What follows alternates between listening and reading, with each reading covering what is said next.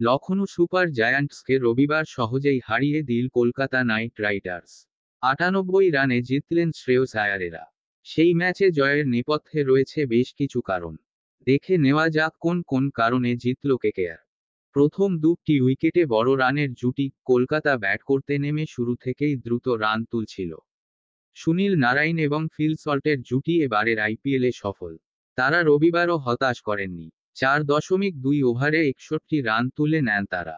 শুরুতে দ্রুত রান তোলার ফলে সহজেই 235 রান তুলতে পেরেছে কলকাতা।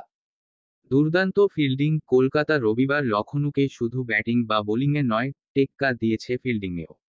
শুধু রমনদীপের পিছনের দিকে দৌড়ে ক্যাচ নেওয়া নয়, গোটা দল দারুণ ফিল্ডিং করেছে। প্রশংসা করতে হবে উইকেটরক্ষক ফিল সল্টেরও। উইকেটের পিছনে দুটি ক্যাচ নেন তিনি। সেটি ছাড়াও রাহুল ব্যাট করার সময় উইকেটের পিছনে শরীর ছুঁড়ে ক্যাচ নিয়েছিলেন সল্ট। কিন্তু বল রাহুলের ব্যাতে লাগেনি, তাই আউটও হননি তিনি। কিন্তু সল্ট ওই বলটি না ধরলে 4 হয়ে যেতে পারত। স্পিনারদের বোলিং। 235 রান তোলার পরেও কলকাতা অতিরিক্ত আত্মবিশ্বাসে ভোগেনি। বরং নারাইন এবং বরুণ চক্রবর্তী মিলে লখনউয়ের ব্যাটারদের রানের গতি আটকে দেন। সেই সঙ্গে বরুণ 3টি উইকেট নেন। নারাইন নেন একটি।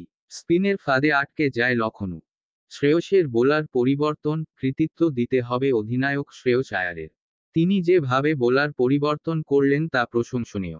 দুই পেসার বৈভব আরোরা এবং মিচেল স্টার্ক শুরুতে বল করতে এসে রান দিচ্ছিলেন। সঙ্গে সঙ্গে পাওয়ার প্লেতেই নারাইনকে নিয়ে আসেন শ্রেয়স। 10ম ওভারে বল করতে ডেকে নেন রাসেলকেও, যা উইকেট এনে দেয় কলকাতাকে। বোলারদের এইভাবে ব্যবহার দলের জয় সহজ করেছে। নিয়মিত ব্যবধানে উইকেট পতন। লখনউয়ের ইনিংসের 8ম থেকে 17 ওভার পর্যন্ত নিয়মিত উইকেট পড়েছে। একাদশতম ওভার বাদ দিয়ে সব ওভারেই একটি করে উইকেট হারিয়েছে লখনউ। এটাই কলকাতার জয় সহজ করে দিয়েছে। পরপর উইকেট যাওয়ায় রানও তুলতে পারেনি লখনউ। তাতেই জয়ের আশা ক্রমশ শেষ হয়ে যায় রাহুলদের।